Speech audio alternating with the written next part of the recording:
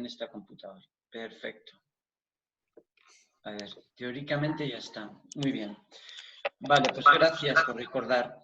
Entonces, a ver, en el seminario, que lo hemos ido construyendo un poquito también según las circunstancias, he puesto en los apuntes como un recordatorio de lo que hemos vivido, ¿no? Lo primero, la importancia de custodiar y transmitir el don que hemos recibido en nuestra vida. ¿Cuál es ese don? Pues es el don de nuestra fe, es el don del amor, es el don de todos los bienes que hemos recibido, es el don también de los carismas que cada uno tiene. Hemos visto también el contexto social, cómo influye en nuestra vida, en concreto también partiendo de la génesis del Verbum Dei. Y luego en el tema 3 hemos visto, a la luz de la vocación de nuestro fundador Jaime Bonet, el tema de la vocación, de la llamada al amor, de nuestra llamada, del significado de la llamada del bautismo, y cómo de esa llamada se convierte en una llamada a la santidad, en la línea de lo que el Papa Francisco ha escrito en Gaudete et Exsultate. Luego hemos visto cómo el anuncio y la adhesión a Cristo se manifiesta en la participación de una comunidad en la Iglesia, como comunidad grande, y luego en la vivencia en una comunidad concreta. Puede ser nuestra parroquia, una comunidad de fe, pues el Verbum Dei, lo que sea, ¿no? Y hemos querido como hacer el ejercicio de qué significa construir la Iglesia, cómo debería ser hoy la Iglesia. En la última clase, pues en el contexto de lo que estamos viviendo y que a todos nos afecta tan directamente, pues hemos querido como encontrar el significado a qué es evangelizar en tiempos de pandemia. Y pues todo lo que puede conllevar en este tiempo el anunciar la esperanza, el vivir anclados en la esperanza y el poder compartir con los demás. Y sobre todo, una de las cosas que más emergió fue la necesidad de acompañar todas esas circunstancias que hay a nuestro lado. Acaba de llegar, se acaba de conectar Ángela desde Italia. Vamos a ver, la saludamos, que hace tiempo que no la vemos. ¡Hola, Ángela! Hola, ¿qué tal, Antonio? ¡Qué alegría verte de nuevo! Hola. Ya, la vez pasada es que se me pasó, no sé por qué se me pasó, bueno. Bueno, ya te envío los apuntes. Estábamos haciendo un resumen. Te saludan todos que tienen el micrófono desconectado. Si quieres, desconéctalo y cuando queráis hablar, levantáis la mano. Es que no me dejaba entrar hasta ahora. Vale, muy bien. Ok, gracias. Y luego, no sé... No... Sí, luego nos saludamos. Vale, entonces, el último día hablábamos de evangelizar en tiempo de pandemia, el significado, y hablábamos de la importancia del acompañamiento espiritual. Bien, y hoy vamos a hablar de un tema que es muy importante y es el anuncio del querigma, que en el Verbum Dei le hemos llamado el anuncio de la vida y del amor. Pero me gustaría primero hacer estas preguntas que os he enviado por el mensaje. Las preguntas eran: ¿cuáles son las claves de fe más importantes de tu vida? ¿Cuáles son los principios de fe que en momentos de crisis o dificultades grandes te han mantenido en pie, te han ayudado a salir a flote? De todo lo que conlleva nuestra fe, ¿qué crees que es lo que más atrae a la gente de hoy? Hablamos de aquí en España, ¿no? Entonces, si queréis, hacemos un pequeño coloquio, podéis abrir los micrófonos y podéis compartir libremente.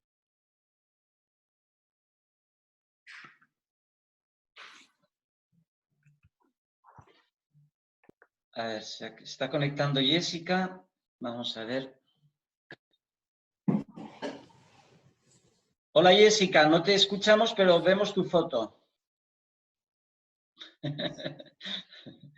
Vale, estamos compartiendo en la primera parte el significado de nuestra fe. Bien, entonces, ¿alguien quiere levantar la mano? ¿Alguien quiere hablar? Ángela. Vale, buenas tardes, aquí estoy. No, Ok, lo pongo en silencio igual. Vale, no, ahora se puede hablar, ahora es para hablar. Ok. Estamos respondiendo a las preguntas que os envié en el mensaje y que están en los apuntes al inicio. Vale. Okay. En realidad vamos a intentar entender cuál es nuestro credo. Digo que es un ejercicio muy interesante, yo lo hice esta mañana en la oración y pues siempre te asombras de cosas, ¿no? ¿En qué creéis? Cuando estéis en momentos de dificultades, ¿qué es lo que os sostiene? seguramente lo que sostiene no es el dogma de la transustanciación eucarística o el dogma de la hipostasis trinitaria, ¿no? Entonces, ¿qué os sostiene cuando estáis en un momento de dificultad? ¿Qué ha sido para vosotros lo más importante de la fe? Yo diría que lo más importante es la fe. ¿La? La fe. ¿Me oyes? Sí. Sí, la fe. Es decir, cuando no ves, la fe. ¿Pero qué? ¿Qué es lo que ves cuando tienes fe? De todo lo que conlleva nuestra fe, ¿qué es para ti lo más importante? Ya, yo me estaba situando en los momentos de crisis o dificultades grandes. Y vamos a la primera, pues entonces sí. Pienso. Bueno, ¿Vamos por orden? Sí, pero bueno, podéis hablar también, aunque mezcléis las respuestas, no hay problema. Sí, porque tampoco hay posibilidad de hacer tantas rondas. Sí, a mí lo que se me ocurre, por la segunda, es que en los momentos de dificultad, ¿cuáles son los principios de fe que en momentos de crisis o dificultades grandes te han mantenido? O sea, realmente Dios es y Dios está conmigo. Dios está conmigo. O sea, Él es fiel. Él es fiel. Él es fiel y aunque yo no lo sienta, no lo experimente, pero Él está ahí. Él lo ha dicho y es así. Perfecto. Elena.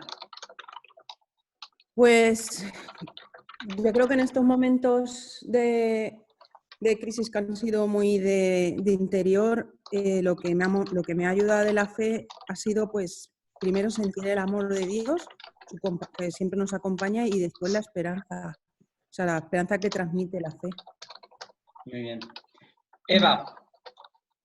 Pues, pensándolo un poquito esta mañana, para mí creo que es fundamental en clave de fe, el saber que Jesús era verdadero Dios y verdadero hombre. Esto para mí fue un punto de inflexión muy, muy importante en mi conversión. Saber que nos entiende, la confianza plena en que Él está con nosotros todos los días. Y bueno, básicamente eso, que Él tiene un plan de Dios, o sea, hay un plan de Dios para cada uno de nosotros y Él lo hará posible si nos abandonamos a Él. Entonces, un poco la confianza, el abandono y el saber que me comprende, me quiere y está siempre. Muy bien. ¿Quién más quiere decir algo? Yo. Jessica. A ver, en mi caso, estando un poco así como lejos de mi familia de Ecuador y también lejos de mi familia aquí en Madrid, pues he sentido el amor de esas personas que, aunque están físicamente lejos, los he sentido bastante cercanos, a los amigos, la familia, y donde he podido sentir realmente el amor de Dios a través de estas personas, ¿no? Independientemente de sus creencias, ¿no? Sino más bien de todos esos valores de solidaridad, de generosidad. Todo esto me hace pensar de que el mundo no está tan perdido, ¿no? Luego también las personas un poco más lejanas, ¿no? En este caso, pues conocidos o cosas así. Algunos con que compartimos la misma pasión de Cristo, ¿no? Aún estando sola me he sentido bastante acompañada y guiada a través de las redes sociales, en la cual ha cambiado bastante el tema de estar con el Señor de una manera distinta, ¿no? De pensar eso de que hay varias personas como yo, con una confianza muy fuerte, de una fe muy fuerte, y siempre pensando en que se haga la voluntad de Dios. Muy bien. Esto es muy interesante, ¿no? Cómo la presencia de los otros se puede convertir también para nosotros en presencia de Dios y en manifestación de nuestra fe. Es un dato muy, muy importante. ¿Quién más quiere hablar? Rosa.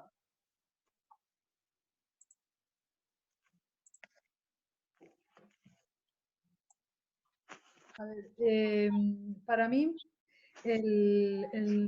las claves de la fe en los momentos difíciles es que nada depende de mí y que hay una providencia que mueve los hilos de la historia en general y de mi vida en particular. En cuanto a la tercera pregunta, de todo lo que conlleva nuestra fe, ¿qué crees que es lo más atrayente para la gente de hoy aquí en España? Yo creo que al hombre de hoy en día el mejor cauce para llegar a Dios es la fe. por encima de la verdad y la bondad. ¿El qué? El cauce que resulta más atrayente para el hombre de hoy para llegar hasta Dios es la belleza. La belleza, muy bien. Por encima de la verdad y de la bondad. Yo recuerdo una anécdota que contaba Monseñor Munilla, que en un sínodo en el Vaticano estaba en la plaza de San Pedro y estaban juntas una madre y una hija, y la madre dijo, es que me parece mentira esta riqueza, es que todo esto es una farsa. Y la hija le contestó, no sé mamá, pero es que tanta belleza me hace pensar que todo esto tiene que ser verdad. Uh-huh. Muy bien, es un dato bonito también. ¿Qué Nada más? ¿Quién quiere hablar? Yo, por ejemplo. José Luis. Vamos a ver, no tengo las preguntas porque nos las has enviado por WhatsApp y resulta que... Y por email también. Del WhatsApp, yo estoy viendo aquí la plataforma y está el documento que va al tema 6, pero no vienen las preguntas, viene sobre la catequesis, los No, es que ese es el segundo, he puesto 2. Ah, sí, perdón. Bueno. Pero bueno, las preguntas es muy básico, ¿cuáles son las bases de tu fe? Digamos, ¿cuál es tu credo? Vamos a ver, para mí el credo es sobre todo el que me siento iglesia. Si yo fuera una persona sola con la Biblia y con el Evangelio, yo creo que me costaría a mí mucho creer. Yo he sido mucho tiempo de mi vida un creyente que vivía la fe de forma individual, pero desde que descubrí la iglesia y en esta época de pandemia, la necesidad de celebrarlo con los hermanos, el sentido de la comunidad, el descubrimiento a través de los temas de eclesiología que Juan Martínez nos está dando, la grandeza, la belleza de la iglesia, la diversidad, la multitud de dones y de expresiones, la adaptación a las culturas, el respeto a las distintas manifestaciones, pero en la unidad y en la catolicidad. Me parece de una delicadeza. A mí, sobre todo, lo que es el cuerpo místico, ahora en esta época es lo que más hecho en falta para mí, la fe, la comunidad, el sentirme cuerpo de Cristo, una pequeña parte, pero que no tiene sentido sin el resto con el cual no estoy en contacto. Para mí es fundamental. Muchas gracias. Gonzalo, ¿quieres hablar y luego quitas el micrófono que se te oye teclear? Vale, bueno, sí, vale. Hablo y corto el micrófono. Vale. Yo creo que la fe, que en mi caso la fe es apoyarnos en Jesús, ¿no? Uh-huh. En lo que Él dijo y en las promesas de Dios, ¿no? Sobre todo. ¿Qué promesa en especial? Estaré con vosotros hasta el final de los tiempos.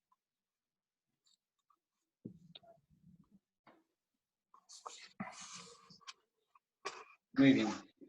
Vale. ¿Alguien más quiere añadir algo? Begoña. Pues yo lo que me he notado también de ese punto, de en qué baso mi fe, es que, pues, que he leído el Evangelio y lo he creído. He creído en lo que él me dice, ¿no? Sobre todo el Nuevo Testamento, claro, ya lees el Antiguo Testamento lo lees una vez que ya te crees el Nuevo Testamento. Yo como literatura nunca se me hubiese ocurrido leer. Y para mí me baso mucho en que Jesús dijo, yo soy el camino, la verdad y la vida, y me lo repito muchísimo, porque hay tantas incertidumbres en esta vida, o sea, ¿cuál es el camino? Si me aportan... Entonces yo necesito en mi vida una certeza, no que me lleven las ideologías o las drogas, mis estados de ánimo o mis crisis. Entonces, eso, sobre todo eso, cuando en las situaciones de crisis, sobre todo el confiar que yo estoy en las manos de Dios, que eso también lo habéis dicho, el tema de la providencia, en el sentido de que todo está bien. Y algunas veces hago bromas con algunas personas comentando que yo después del diplomado de 3 años lo que me voy a quedar es con esto, que Dios es amor. Y si Dios es amor, pues todo es bueno, todo es bueno. Y eso es lo que... Y luego las personas que las personas... luego lo que creo que la gente, o me ha pasado a mí, yo cuando... Lo que la gente le atrae, puede atraerle es cuando nos ven a nosotros, porque también es verdad, por la belleza de la música mucha gente se ha convertido, o por la ciencia. A través de la ciencia han llegado a una conclusión de que no puede ser esto, llegas a un punto que dices, es tan perfecto, tan maravilloso que tiene que haber algo. Pero también yo creo que por el testimonio de otras personas, no por lo que dicen, sino por su alegría, su paz, que no es el caso, yo creo que no soy de los cristianos que transmite eso, pero es que he visto familias que se querían tanto, que van a la iglesia, que tienen niños, un niño con síndrome, yo me acuerdo perfectamente un matrimonio con el que fui a Medjugorje, que tenían un montón de hijos y una niña con síndrome de Down, y cómo se querían, ¿no? Lo que decían antes de, mira cómo se aman, y esa paz que tienen, y ese amor lo quiero yo. Eso yo creo que también puedes, que normalmente no lo hacemos, somos de cara agria, siempre pues, diciendo lo que está mal, pero bueno. Muy bien, vamos a dar la palabra a Miguel. Le pedimos a Ángela que por favor cierre el micro mientras no hable y luego respondemos a la última pregunta. Miguel. Yo quería contestar a la primera, es que yo no sé qué hice con el video, que no se me ve, ¿verdad? Sí, no se te ve, pero bueno, habla tú, Ángela, habla tú. Bueno, no, lo que yo me remito siempre, la fe para mí ha sido un encuentro con una persona viva que ha cambiado mi vida, porque ha sido en un momento puntual en el cual yo estaba en una profunda crisis y esto ha dado un cambio total a toda mi vida. Entonces yo cuando tengo momentos de crisis siempre me remito a esa experiencia. Y esto y a la que he hecho después, pero sí que la primera experiencia de Dios, de Jesús, escuchar de Él, que Él es el sentido de mi vida, a mí me ha dado un sentido a la vida total. Es Él el sentido de mi vida. Muy bien. Y a Él, bueno, esto es ya. Gracias. Ahora retomamos el diálogo. Miguel. Sí, yo prácticamente refundir todo lo que se ha dicho. Al final, en las claves de la fe y lo que da sentido a mi vida es que Dios está vivo. Es decir, el encuentro personal, la posibilidad de encontrarte personalmente con Él, de dirigir, de confiar en Él, eso es un poco lo que da sentido a nuestra vida. Es decir, nosotros...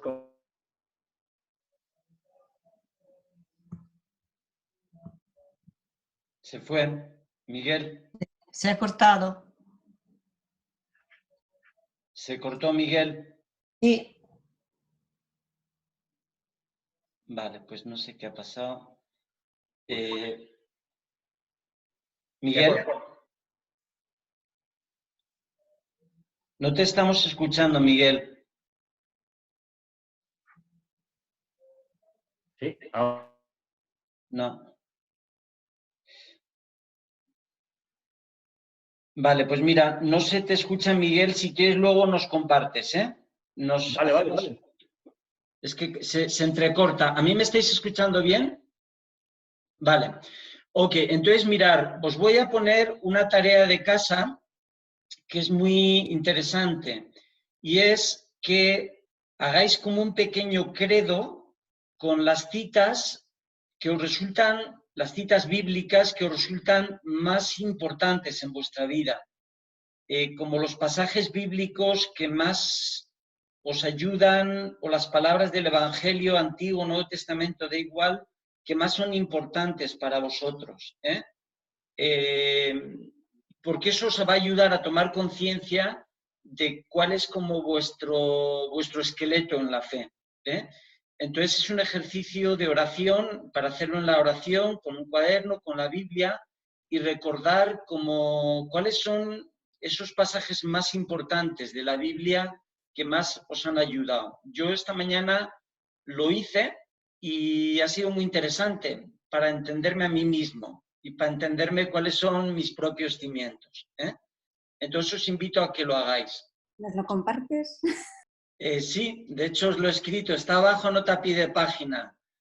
Mi credo personal, Isaías 43, eres precioso a mis ojos y yo te amo. Salmo 2:7, tú eres mi hijo, hoy te engendro. Éxodo 3:7, he escuchado la aflicción de mi pueblo, ve, yo te envío.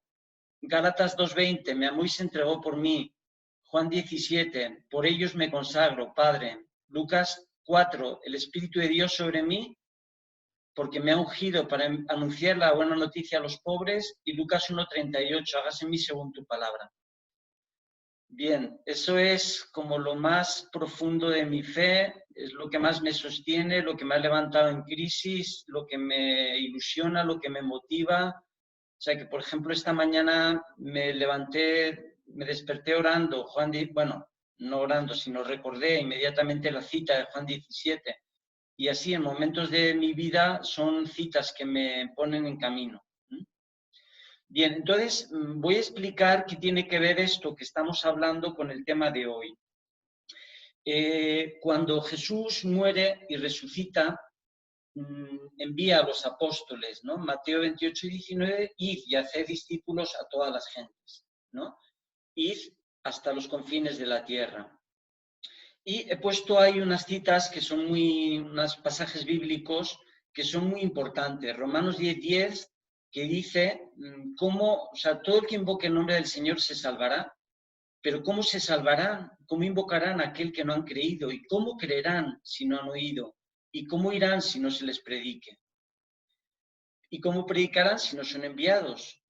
Como dice la Escritura, qué hermosos son los pies del mensajero, del que anuncia el bien, ¿no? O sea, el que invoca a Jesús se salva, pero para invocar a Jesús primero tienes que creer, y para creer tienes que escuchar el anuncio del Evangelio. Entonces, termina diciendo San Pablo, porque la fe viene de la predicación. Entonces, para nosotros, el tesoro más grande que hemos recibido la Iglesia es el don de la fe. Y de hecho en el bautizo se dice a los padres, se pregunta a los padres, ¿qué pides para tu hijo? La fe. ¿Y qué te da la fe? La vida eterna, ¿no? Entonces la fe nos da la vida eterna, nos da el encuentro con Dios, nos da ese esqueleto de nuestra vida, ¿no?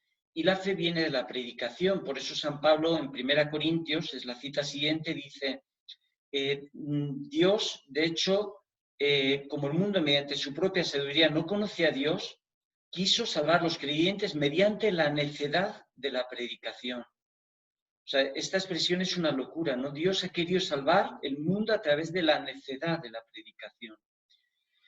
Y en Juan 17 Jesús le dice al Padre, no, Padre, esta es la vida eterna, que te conozcan a ti y a tu enviado Jesucristo. Y San Pablo admira también, como admirado, ¿no? Lo que Dios quiere es que todos los hombres se salven y lleguen al conocimiento pleno de la verdad, ¿no? Al conocimiento pleno de la verdad, que no es una información intelectual, sino que es el amor. Por lo que tú decías, Rosa, en realidad en Dios coinciden la verdad, la bondad y la belleza. O sea, la belleza de Dios es su amor y el amor de Dios es su bondad, ¿no? Entonces en Dios coincide, que es la fuente de la bondad, de la verdad y de la belleza. Y eso alimenta justo nuestra cabeza, nuestro corazón y nuestra voluntad. Bien, entonces descubrimos que la fe es un tesoro muy grande. La fe, lo primero que nos da es llevarnos al encuentro con Dios. Y por eso lo primero, lo más importante de la fe es descubrirle a Dios.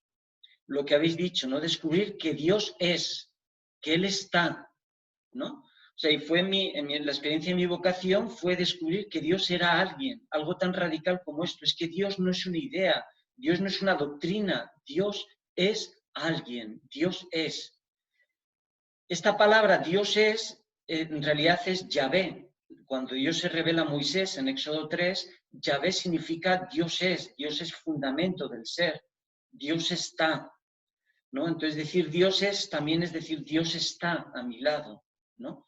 Bien, entonces esto es lo primero de la fe. Lo primero de la fe no es decir que Dios es unitrino, no es decir que Dios es misericordioso, no es decir que Dios envía a Jesús. Lo primero de la fe es reconocer que Dios es, que Él es el origen, que Él es la fuente, que Él es Dios, ¿no? Bien, entonces, en el Nuevo Catecismo, en el número 1, 2 y 4, habla justo de esa importancia de la fe en nuestra vida. No lo voy a leer porque lo tenéis en los apuntes, luego los leéis despacito. Yo ahora voy a hacer como una síntesis muy grande, ¿no? Pero en el número 1 del Nuevo Catecismo de la Iglesia, lo que viene a decir es que en realidad Dios nos ha creado para hacernos felices. O sea, lo primero que tengo que creer de Dios es, que Dios está. Pero lo segundo es que Dios quiere mi felicidad. Que Dios quiere mi felicidad. Antes de nada, antes de que me creó, que me salva, o sea, es que Dios... Porque a mí que me importara, o sea, ¿para qué me serviría que Dios exista si Dios no me hace feliz? Prefiero no creer en Dios, prefiero que Dios no exista si no me hace feliz. Entonces, digamos, como lo más nuclear de nuestra vida es ese deseo de felicidad, esa búsqueda de felicidad, y Dios viene al encuentro de eso. Por eso en el número 1 del Nuevo Catecismo viene a decir eso, es que Dios viene al encuentro de ese deseo de ser felices. O sea, antes de creer en los dogmas, antes de creer en la Trinidad, antes de creer en nada, o sea, yo tengo que creer que Dios me quiere, que Dios me quiere feliz, ¿no? Porque incluso, no solo que Dios me quiere, sino que me quiere feliz. Porque, pues igual mi tía abuela me quería feliz, pero no me puede dar la felicidad, ¿no? Bien, después de eso, dice el Nuevo Catecismo que para que este anuncio resonara en todo el mundo, Dios encarnó en Jesús, y Jesús envió a los apóstoles con esa misión: id y haced a todos discípulos, a todas las gentes, introduciéndoles, bautizándoles en el nombre del Padre y del Hijo y del Espíritu Santo, y enseñándoles todo lo que yo os he mandado. Este es el gran mandamiento de Jesús, ¿no? O sea, id y anunciad el Evangelio. Bien, si hay alguna pregunta, como yo estoy también leyendo los apuntes, me interrumpís, no hay ningún problema. Bien, entonces Jesús envía a los apóstoles a predicar y envía a la iglesia a predicar a todos los bautizados, y los apóstoles primero inician a predicar el querigma.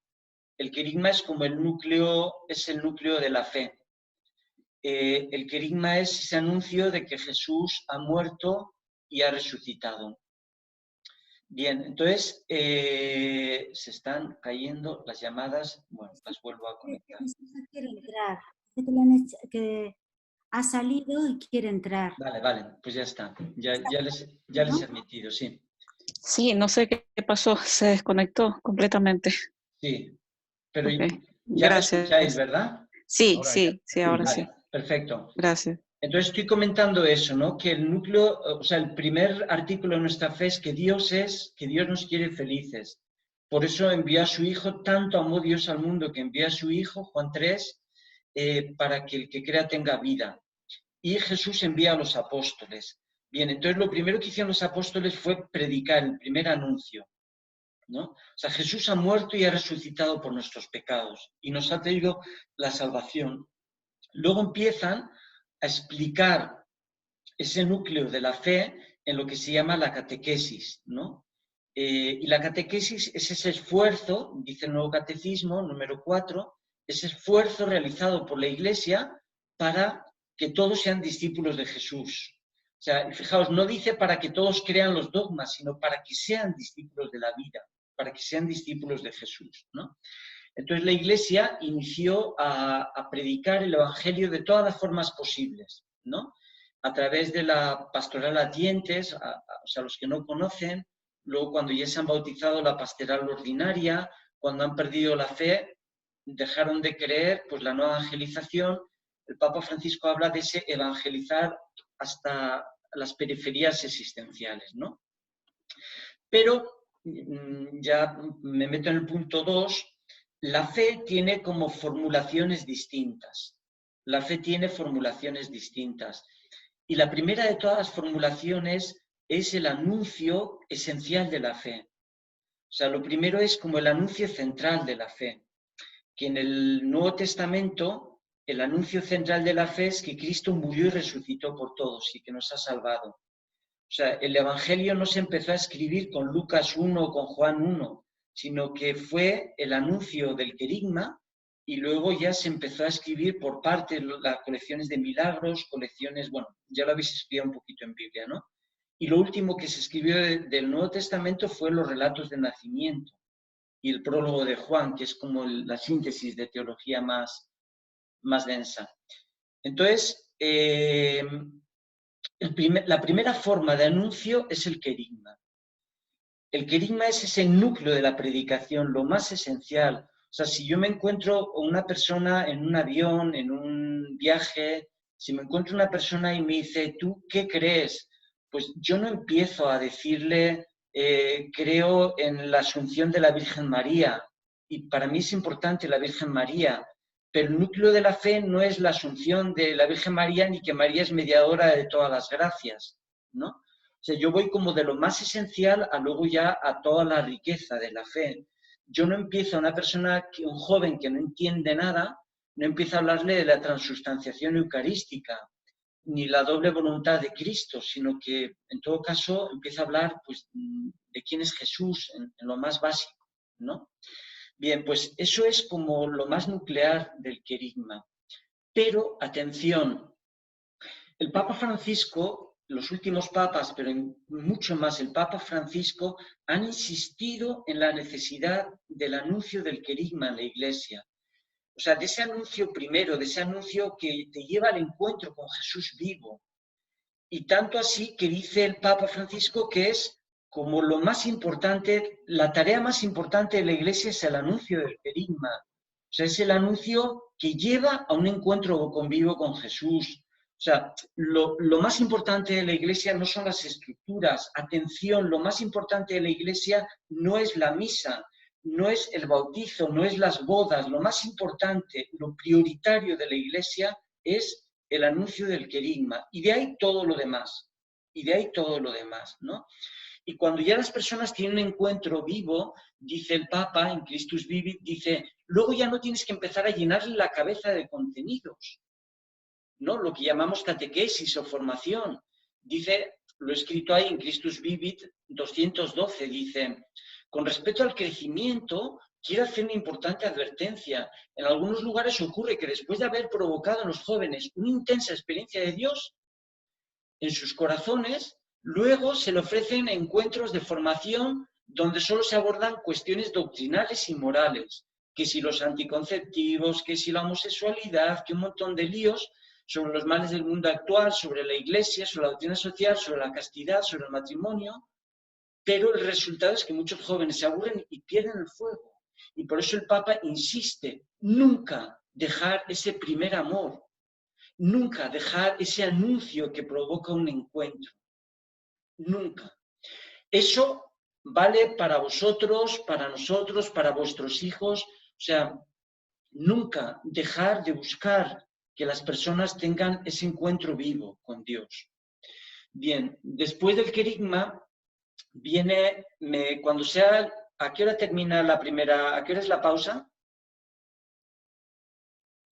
Cuando tú digas. Vale, pues 4 minutos más y hacemos una pausa.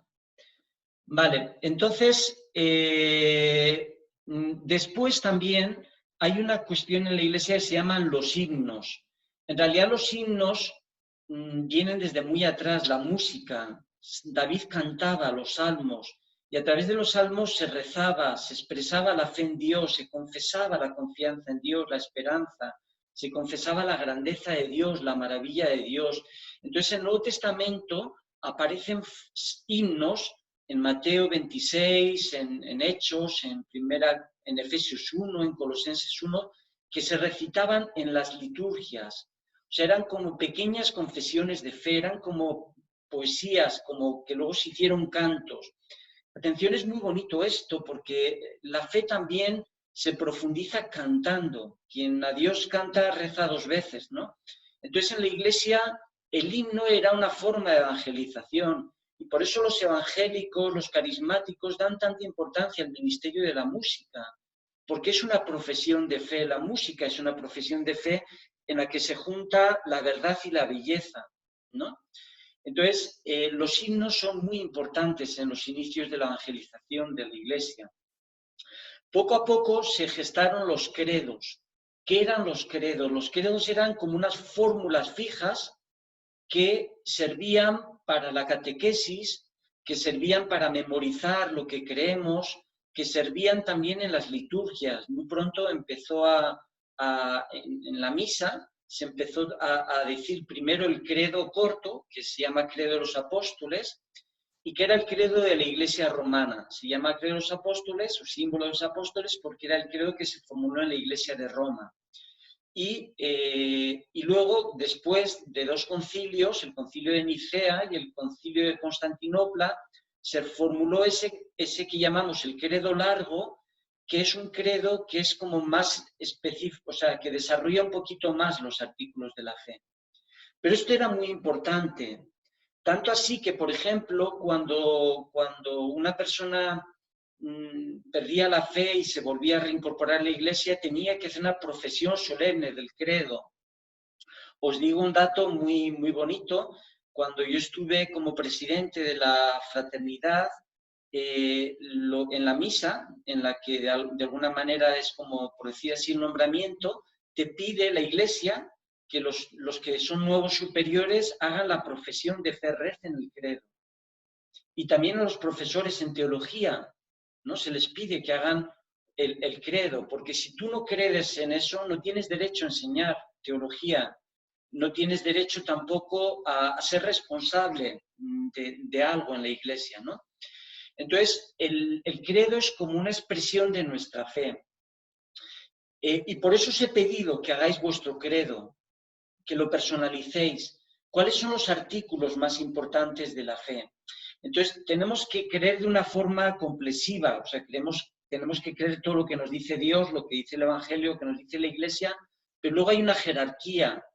Para mí no es lo mismo creer en que Dios es Padre a creer que para comulgar hay que hacer un ayuno de 1 hora antes de comulgar. No está al mismo nivel. No está al mismo nivel creer que Jesucristo es verdadero Dios y verdadero hombre a creer que, no sé, pues en la infalibilidad del Papa. No está al mismo nivel para mí, ¿no? O sea, hay una jerarquía, hay un orden. Entonces, en el credo está el núcleo más fuerte. Y por eso la pregunta, ¿cuál es el núcleo de tu fe? ¿Qué es lo más profundo que hay en ti, ¿no? Entonces hemos hablado, Dios es, Dios me ama, Cristo verdadero Dios, verdadero hombre, el proyecto de Dios, en la promesa de Dios, creo en el amor fraterno, en la comunión de los santos, el cuerpo místico, ¿no? Creo en la providencia, creo, bueno, pues formular vuestra fe de una manera personal es muy importante. Vale. Entonces, como veis, la fe tiene formulaciones distintas. Atención, no son las fórmulas lo que nos salvan. Lo dice el Nuevo Catecismo en el número 170. Dice, no creemos en las fórmulas, sino en las realidades que éstas expresan y que la fe nos permite tocar. El acto de fe del creyente no se detiene en el enunciado, sino en la realidad enunciada. Sin embargo, nos acercamos a estas realidades con la ayuda de las formulaciones de la fe. Estas permiten expresar y transmitir la fe, celebrarla en comunidad, asimilarla y vivir de ella cada vez más. Fijaos qué bonito, ¿eh? Catecismo 170. Está escrito antes, al final del punto C. Al final del punto de los credos está el Nuevo Catecismo, que se abrevia CEF 170. O sea, las fórmulas no nos salvan, lo que nos salva es la realidad que hay detrás. Pero esa expresión de la fe nos sirve para formularla, para expresarla, para transmitirla, para celebrarla, para asimilarla, para profundizar más en ella. Por eso a mí me ayuda cuando inicio la oración cada día a hacer un pequeño acto de fe. Y os lo recomiendo, ¿no? Pues cada uno como un acto de fe. O sea, podéis iniciar vuestra oración personal con una oración, el Padre Nuestro, el Ave María, pero a veces también te ayuda, pues creo en ti, Santísima Trinidad, creo en que me amas, creo en que amas a todos los hombres y por eso me has llamado, creo que tú estás también, María, junto con Dios, a mi lado, creo que estás en la Eucaristía, creo que estás conmigo, no sé. O sea, es muy importante iniciar nuestra oración como con ese acto de fe. y en el acto de fe decir lo que más nos importa. Bien, luego vienen los dogmas. Los dogmas son como esas proposiciones doctrinales sobre puntos importantes que generalmente han sido atacados. Por ejemplo, llegó un señor diciendo que Cristo no era verdadero Dios. Luego llegó otro diciendo que Cristo en realidad no era verdadero hombre, que era apariencia de hombre, pero que en realidad la humanidad de Jesús no existió. Era Dios, que era como un fantasma, pero que en realidad no era hombre, era Dios, Cristo, ¿no? Entonces, justo cuando la fe se ataca, como que a veces cuando nos atacan es que empezamos como a pensar, a reflexionar y a formular con más precisión, ¿no? Entonces, ahí es donde la Iglesia fue formulando los dogmas y las reuniones de los obispos ratificaron cuál era la verdadera fe. Es así que se formularon los dogmas, no para ponernos cargas pesadas, inamovibles, sino para defender lo que no podemos renunciar en nuestra fe. Bien, entonces hacemos una pausa y luego ya iniciamos con lo que es el mensaje, esto que os he querido transmitir, pero aplicado al Verbum Dei. Entonces hacemos una pausa de 5 minutos, 10 minutos. Ah, no, perdón, tenemos derecho a 15 minutos. O a media hora, ya no sé. Bueno, 15 minutos que tenemos 15 minutos. Yeah, okay. 15 minutos. Son las 6:45 hasta las 7:05, venga. Vale. Hasta las 7:05. Desconecto, okay. Ok, gracias. Hasta luego. Dale al récord para la grabación, dale pausa. Vale. Gracias. Vale. Ok, pues continuamos. Retomando lo que hemos hablado, la fe nos lleva al encuentro con Dios, a acoger lo que es Dios, a acoger quién es Dios y a acoger la vida y el amor de Dios. Por tanto, nos trae la salvación, ¿no? Entonces, hemos dicho que hay como fórmulas distintas de descubrir la fe, de transmitir la fe, de compartir la fe, ¿no? Entonces, quisiera ahora hablaros de algo que es muy importante para el Verbum Dei, pero mi objetivo no es tanto que os quedéis con el Verbum Dei, sino como que veáis vosotros la última pregunta que hemos hecho. ¿Cómo anunciar hoy? ¿Cómo anunciar hoy a la gente el Evangelio? Entonces vamos a esa pregunta. Entonces, ¿cuál fue la experiencia de nuestro fundador Jaime Bonet? Pues él es niño de una familia de campesinos, una experiencia rural de fe en una isla en la que, pues, estamos hablando de los años 20, él nació en el 26, en esos años que se vivía la fe de una determinada manera y en España ya hemos visto un poco todo lo que es el contexto, ¿no? Pero él recibe la fe de una manera connatural, desde niño. La fe la descubre viendo rezar a sus padres, la fe la descubre antes de ningún contenido. Él lo que tiene es unos padres que le enseñan a rezar, que le enseñan el respeto, unos padres, cuenta Jaime que iba siendo niño todos los días con su madre de madrugada, las misas eran muy temprano, de la mano. Entonces, lo que Jaime descubrió era que Dios era importante para su madre. Y como para él su madre era lo más importante siendo niño, pues entendía que Dios era alguien muy importante. Os digo un pequeño ejemplo muy chistoso.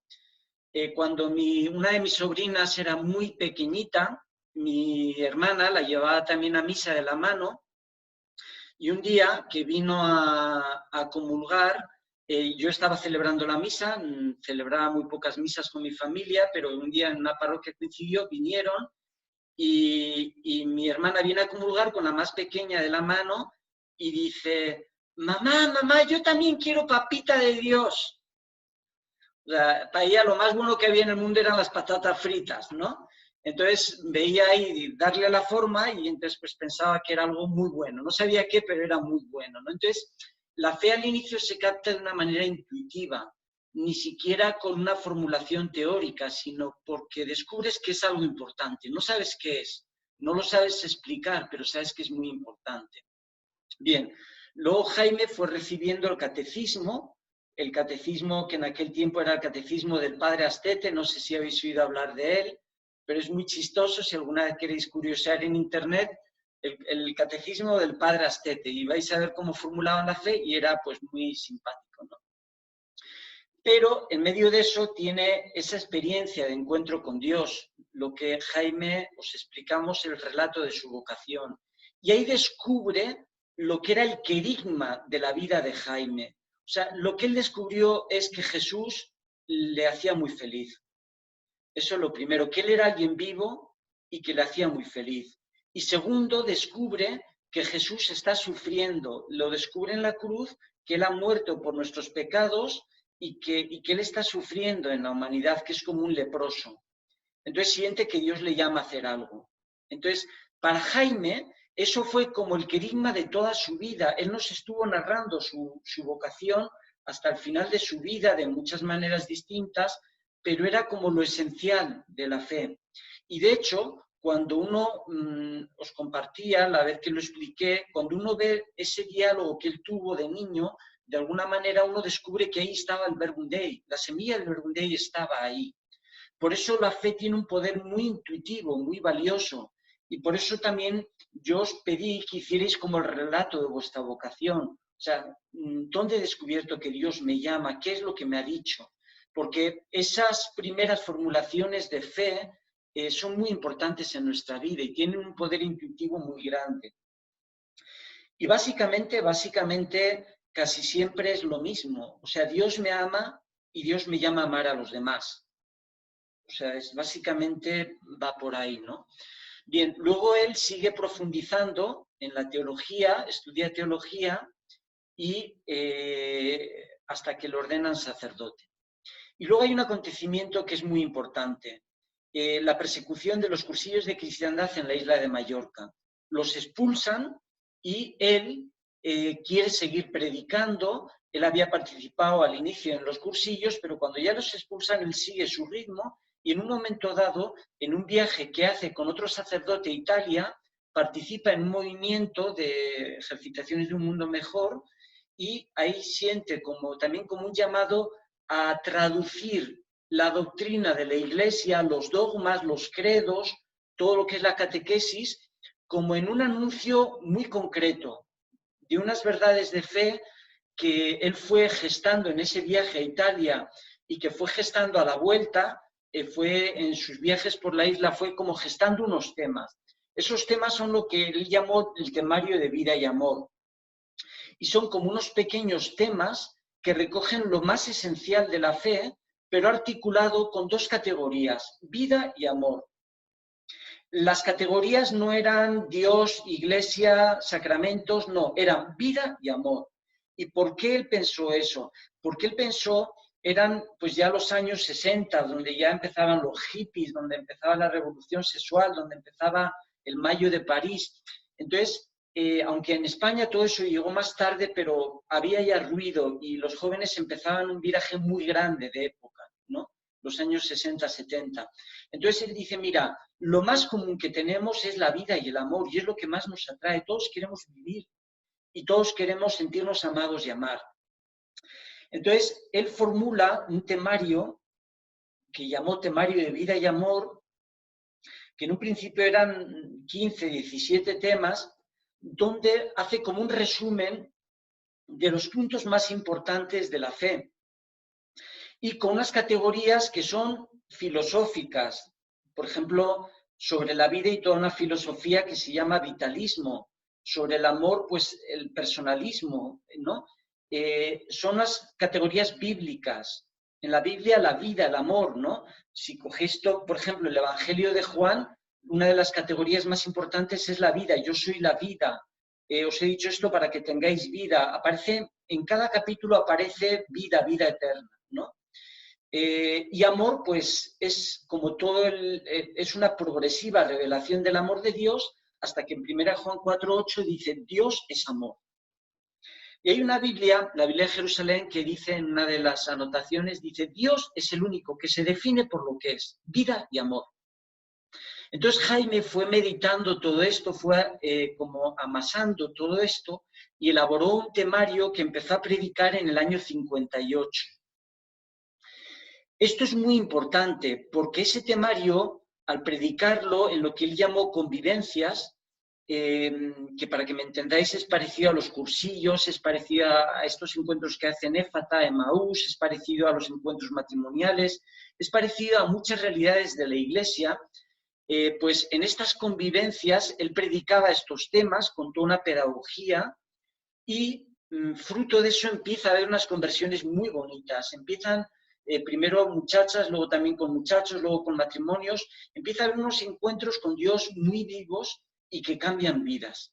Y que lleva a que todas las personas que participen en convivencias luego querían en sus parroquias hacer apostolado. Eran como el alma de las parroquias.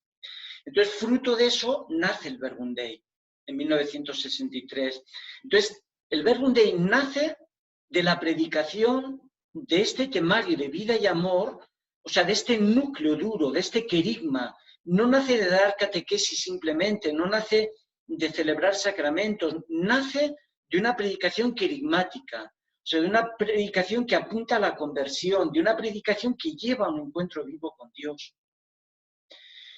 Yo lo puedo decir por mi propia experiencia. Yo estuve 11 años en un colegio de religiosos, de sacerdotes, perdí la fe, dejé la iglesia y justo en un momento así de predicación es cuando yo experimenté que Dios era alguien que era vivo y que me amaba y que me llamaba, ¿no? Y eso fue como un reinicio otra vez de mi vida de fe.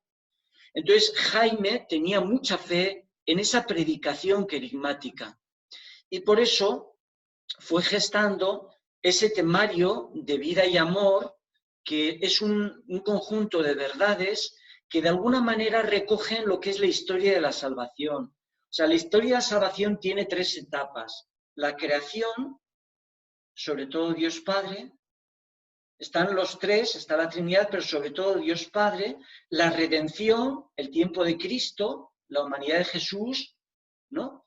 Y la santificación, el tiempo de la Iglesia, el tiempo del Espíritu Santo. Entonces Jaime articuló su predicación en 3 partes. Creación es el ideal, redención es la conversión y la proyección, que es la parte de santificación. Pero aplicándolo a la vida de las personas, no dando información de la historia de la Iglesia, ni de la Biblia, sino decir, mira, Dios te ha creado a ti, Dios te ha hecho bien, Dios te ha puesto un proyecto en tu vida, Dios te ha hecho unas promesas, Dios te ha creado por algo, pero eso lo hemos perdido por el pecado, la conversión. Pero Cristo viene a tu encuentro, te da la posibilidad de volver a la casa del Padre, en su misericordia te perdona y te permite nacer a una vida nueva. Es la última etapa, la tercera etapa, la parte de proyección. Entonces, para Jaime ese es el querigma, ese es el anuncio del querigma.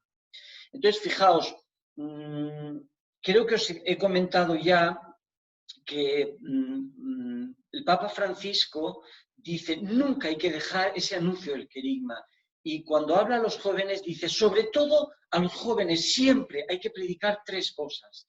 Dios te ama, Cristo te salva y Dios está contigo. Ese es el querigma, dice el Papa, en el capítulo 4 de Christus Vivit, ¿no? Entonces, Jaime también formuló su querigma, que es también un credo, que es como una forma de ordenar la fe, un credo, ¿no? Creo que mi vida procede del amor de Dios. Creo que Dios me ha dado una identidad que es la vida eterna, que es el amor. Creo que mi identidad es el amor. Creo que mi vida está hecha para el amor. Que nuestro corazón andará inquieto hasta que descanse en Dios. Creo que el ritmo de nuestra vida es amar al hermano. Creo que la palabra amor tiene un nombre y un apellido para Dios, que es Jesús de Nazaret, que nos invita a ser como Él. Y creo que la plenitud del proyecto cristiano no es individual, es social, es el cuerpo místico que nos ha reunido a todos en un solo cuerpo. Ese es el ideal. La parte de conversión es que por nuestra inconsciencia hemos perdido el amor. Dice Jeremías, doble mal ha hecho mi pueblo, me dejaron a mí y se convirtieron en cisternas. agrietadas, que pierden la vida. Entonces, toda esa etapa de conversión va a decirnos, a ver, Dios te ha creado bien, Dios te ha hecho para la felicidad, Dios te ha hecho para el amor. ¿Qué pasa en tu vida? Que te sientes anémico, que no tienes fuerzas, que no tienes defensas, como si tuvieras sida, que no tienes, que haces lo que no quieres y lo que no quieres no lo haces, ¿no? Entonces, la parte de conversión apunta a eso, apunta a decir qué está pasando en tu vida, que pierdes la fuerza, que pierdes el amor, que no te sabes relacionar, que no sabes amar a los otros por lo que son, sino por lo que te dan. Bien, entonces, de ahí pasa a hablar en esa misma parte de conversión del pecado. ¿Qué es el pecado? El pecado no es una mancha. El pecado no es ofender a Dios, porque Dios no se ofende. El pecado es que nos matamos a nosotros mismos, que matamos la vida, que matamos el amor. Es un suicidio. El pecado es un genocidio, es que matamos a los demás. Y es un deicidio. El pecado es que matas a Dios en la cruz. No es una ofensa, no es una mancha. O sea, es algo mucho más grande. Y los efectos los vemos en el mundo, en el pecado estructural del mundo, en la gente que se muere de hambre, en todas las categorías de mal que hay en el mundo está el pecado, nuestro pecado.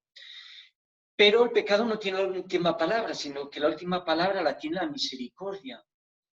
Y Dios nos invita a un reencuentro en la misericordia desde el cual nace un nuevo camino, ¿no? Y ahí empieza una nueva etapa, que es la llamada de Jesús a seguirle, la llamada de Jesús a vivir como Él, la llamada de Jesús a anunciarle, la llamada de Jesús a vivir en comunidad, a crear comunidad, y la llamada de Jesús, en definitiva, a hacer de nuestra vida un sí al amor. Un sí al amor. Es el último tema y es un tema mariano. O sea, es el sí de María. O sea, con María y con María decirle un sí al amor, un sí a la vida, un sí a Dios, ¿no? Bien, entonces, este es el temario que Jaime pensó, lo estoy diciendo, mirad, yo he tenido cursillos que han durado un mes entero para explicar lo que es el temario de vida y amor. Y este año, con los de sexto de teología, tuvimos 2 días enteros que nos encerramos para explicar un poco más a fondo y resumir los 6 años de teología en 2 días de hablar sobre este temario de vida y amor, ¿no? Porque ahí encaja toda nuestra fe, ahí encaja toda nuestra fe. Entonces, para nosotros, para el Verbum Dei, este temario es como nuestro núcleo duro, es nuestro querigma, es nuestro credo, es nuestros dogmas, o sea, no es que tengamos algo distinto de la Iglesia, es lo mismo, pero articulado de una manera pedagógica, ¿no? Entonces el Papa dice, pues a los jóvenes hay que decirle 3 cosas, ¿no? Dios te ama, bueno, es una manera pedagógica de anunciar el Evangelio a los jóvenes. Pero antes de que el Papa dijera esto, nuestro fundador, en 1958, ideó este temario, que como tienen unas claves antropológicas, filosóficas, bíblicas, que son la vida y el amor, como es lo más nuclear, pues entonces no va a pasar nunca de moda. O sea, porque hablar de la Iglesia en ciertas cosas pasará de moda, hablar que si las comunidades de base o que si la teología de la liberación, todo eso pasa de moda, pero hablar del amor no pasará nunca de moda, nunca. Ni nunca dejará de ser vital, ni nunca dejará de ser importante. Entonces, este es el núcleo de nuestra predicación y es nuestra pedagogía. Y aquí se encierra de alguna manera, en esta manera que nuestro fundador tiene de articular en los temas, tiene pues una manera de transmitir como los temas más importantes. Bueno, nosotros creemos mucho en esta herramienta y ojalá que algún día pudierais participar o pudiéramos hacer como una convivencia en la que habláramos de estos temas. No hablar en plan clases, en plan de información, sino en plan de predicar, orarlos y decir que tiene que ver con mi vida. El primer anuncio no es al inicio de mi vocación, al inicio de mi camino de fe. O sea, Jaime nos ha predicado esto durante ejercicios espirituales. Cuando ya llevamos 15, 20 años en la comunidad, nos ha vuelto a predicar lo mismo, pero en más profundidad. Y la teología, pues los muchachos que llevan ya 10, 15 años la estudian, pero más en profundidad. Entonces, siempre en nuestra vida, pues hay que profundizar estos núcleos. Yo, por ejemplo, esta mañana volví a recordar la importancia que tiene para mí esas palabras del Salmo 2, ¿no? Tú eres mi hijo y te engendro. Dios es mi Padre. O sea, eso es, o sea, cuando yo le quise expresar a mi padre lo que me iba de... O sea, la primera noticia que tuvo mi padre que existía el Verbum Dei es que yo le dije, he ido a Valencia, he hecho ejercicios espirituales y he descubierto que Dios es mi padre. Y por tanto, dejo la carrera, me voy de misionero. Mi padre casi se vuelve loco. O sea, casi se vuelve loco. ¿Cómo qué? ¿Que Dios es tu padre y no te lo habíamos dicho nunca? Sí, pero yo no lo había experimentado, ¿no? Y eso fue a los 19 años. Entonces, o sea, es un anuncio que hay que reactivarlo todos los momentos de nuestra vida y que cada momento de nuestra vida tiene un significado distinto. O sea, yo estoy seguro que el día que me muera, alguien a mi lado me rezará el Salmo 2 o lo recordaré. Tú eres mi hijo, hoy te engendro, hoy nazco una nueva vida, ¿no? Entonces, bien, con esto me gustaría eso, que alguna vez trabajéis estos temas. Quizá podemos hacer un curso intensivo en algún momento, podéis participar en una convivencia, pero mi invitación final en esta clase es que también vosotros veáis esa tercera pregunta, ¿no? ¿Qué es lo más importante que yo puedo anunciar a los demás? Seguramente si a vosotros os toca, a los demás les tocará. Si a vosotros no os toca, vuestro corazón, vuestra vida, seguramente no vais a convencer ni vais a contagiar nada. Entonces es importante que sean artículos de fe que mueven vuestra vida, y que para vosotros son importantes. Bueno, entonces yo me callo, tenemos 5 minutos para que podáis hacer un eco, podáis preguntar, podáis compartir. Y repito, la invitación final de esta clase, de este seminario, es cómo formular nuestra fe de manera que los otros puedan creer. Y los otros son los que tenéis en casa, en el pueblo, en vuestra comunidad, en donde vivís. O con los que os comunicáis virtualmente, que están lejos. Como Jessy se está comunicando con su familia, pues a través de los medios también puede expresar lo nuclear de su fe. Bien, ¿quién quiere decir algo? Yo. Sí, bueno, Rosa. Bueno, de lo que has dicho, en relación al capítulo 4 de Christus Vivit, me ha recordado una ponencia que hubo de la madre Olga en el Congreso sobre el Sagrado Corazón, que decía que al hombre de hoy no hay que decirle que está salvado, porque muchos de ellos no saben lo que es la salvación, ni saben que están en pecado, ni lo que ello significa. Sino lo que de verdad les puede mover el corazón es que Dios les ama. El pensar que hay alguien, que Dios es una persona y que Dios les ama, es lo que de verdad les puede despertar su curiosidad o producir su conversión. Y luego me ha sorprendido mucho el comentario que has hecho acerca de que el pecado no es una ofensa ni una mancha, sino que es un suicidio, un genocidio y un deicidio. Me ha parecido súper fuerte, pero también me llamó mucho la atención cuando en antropología teológica, durante la última clase que tuvimos, que creo que fue la de febrero, hablamos del pecado. Y es que el pecado causa un daño brutal y del que no somos conscientes. Nada más. Vale, gracias, Rosa. Mira, los jóvenes de hoy dirán que no existe el pecado, que no existe el diablo, pero luego lo experimentan en su vida. Experimentan en su vida sufrimiento, experimentan en su vida que su padre es borracho, maltrata a su madre, experimentan en su vida que hay mucho sufrimiento por muchas cosas, experimentan mucha incongruencia, experimentan que no son capaces de amar bien a sus amigos, que enseguida sueltan ironías y les hieren. Entonces los jóvenes no creen el pecado, pero lo experimentan profundamente y por tanto necesitan realmente experimentar que algo les levanta. Entonces, pues eso también ayuda mucho.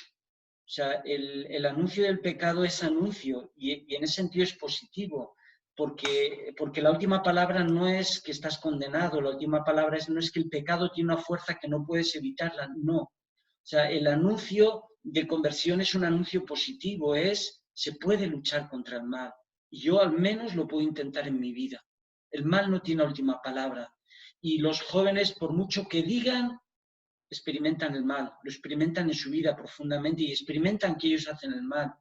Si tuvieras, pues yo no voy a hablar de confesiones particulares, pero puedo decir a nivel general, todos esos jóvenes que vienen de Éfata, de Emaús, que no se han confesado desde la primera comunión, si tuvieras el dolor que les da de cómo han tratado mal a sus familias, de cómo han ignorado a sus familias, pues es verdadero dolor y lágrimas de darse cuenta de lo lejos que han estado de sus propios padres, de sus abuelos, y cuando tienes, el pecado se descubre, fijaos, el pecado se descubre por la fe. El pecado supone revelación, y cuando se te revela el pecado es para curar, y eso te ayuda mucho, te ayuda mucho. Bien, ¿alguien más había levantado la mano? Perdonad, no me di cuenta. Bueno, me encantaría si puedo profundizar un poco más en el temario. Yo, como tú sabes, ya lo conozco, prácticamente lo he leído mucho, pero es una joya enorme. Sería verdaderamente, bueno, una oportunidad muy grande poder profundizar más, porque las claves metodológicas de cada charla son una mina. Son preciosas, son actual. Yo digo, son para siempre, porque son las verdades que siempre tocarán el hombre de... Mira, se podría proponer a Belén que introduzca un curso en el diplomado otro año y que se desgrane durante todo un año el temario. Esa es una posibilidad. Y si no, otra posibilidad es hacer, para quien quiera, voluntariamente un fin de semana intenso, y en un fin de semana desarrollarlo, como yo hice con los alumnos de sexto de teología, que en 2 días hicimos un recorrido muy, muy interesante. Está bien, vamos a ver lo que se puede hacer. Muy bien. Me encantaría.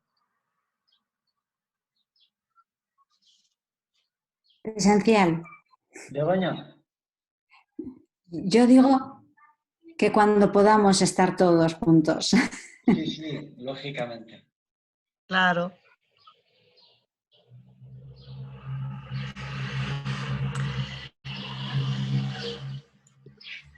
Que ya queda menos. Esas caras, que ya queda menos, cada vez queda menos.